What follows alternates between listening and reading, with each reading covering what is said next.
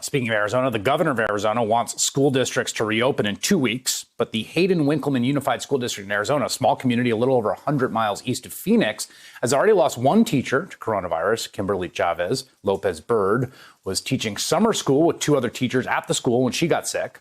She died on June 26th. The two other teachers also got sick, and at least 4 other staff members have the virus and 6 more are being tested. Now, the superintendent of that district told the Washington Post that opening his district safely in 2 weeks is a fantasy.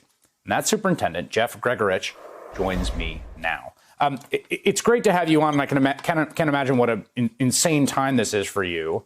I want to just read what you said in this op-ed and get your reaction to where your head is at now as you're looking at 2 weeks until school starting. You said, "I'm sorry, but it's a fantasy. Every time I start to play out what that looks like on August 17th, I get sick to my stomach. More than a quarter of our students live with grandparents. It's not safe. There's no way it can be safe." Do you still feel that way? Oh, absolutely. I haven't changed my feelings on that. I believe you bring in a large group of students into a classroom. There's just no way that you're going to be able to keep them safe, at least in my feeling. We could not even keep 3 adult teachers that were doing everything to, the masks and the wiping down everything, and we were not able to keep all 3 of them safe. How do we expect that to keep kids in a classroom? I know they may not transmit it as much, but I don't think we really know enough to make me feel comfortably that we wouldn't be putting at risk the grandparents, as I said in there. And that really worries me because these families are so close.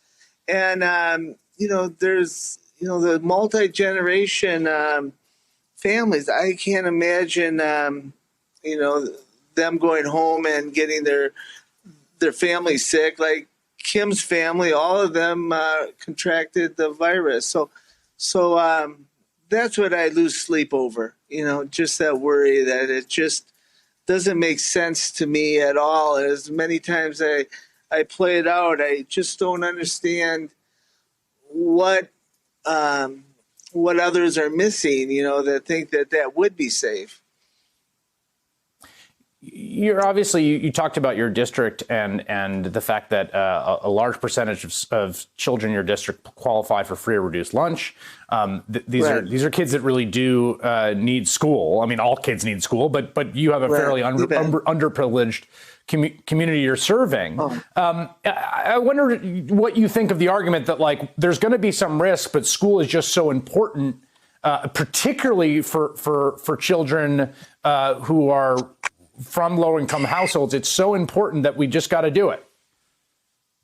I hear that argument, and I don't know how teaching with the teacher scared to death in front of plexiglass and the kids spread out 6 feet and they're scared, how that's going to be I think there's still going to be a gap there.